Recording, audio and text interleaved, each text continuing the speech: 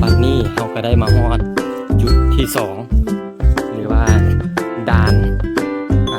งอยนางงอยท่านางนี่แหละซื้อเต็มด่านนี้ประวัติความเป็นมาคือผู้บ่าวผู้สาวจะออกมาท่ากันอยู่นี่แล้วมันมีประวัติความที่โศกเศร้าก็คือผู้บ่าวและผู้สาวนั้น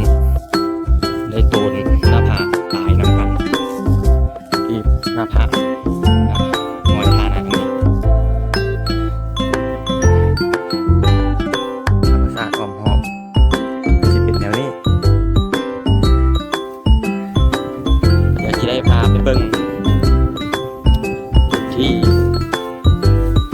งามที่สุดของภูเซ็ตด่านงอยนางจะเห็นตัวเมืองเล่างามเมืองสารวันฟ้าแข็งสารวันจะได้มาหอดละอีกน้อยเดียว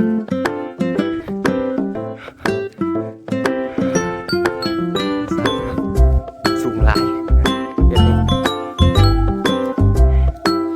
เป็นด่านที่มีประวัติความโศกเศร้าทางด้านความอยู่บนนี้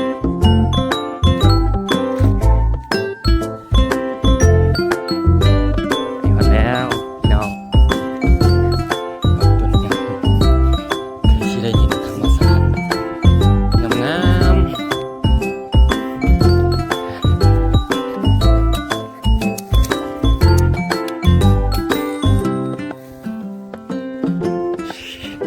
เห็นบ่พี่น้อง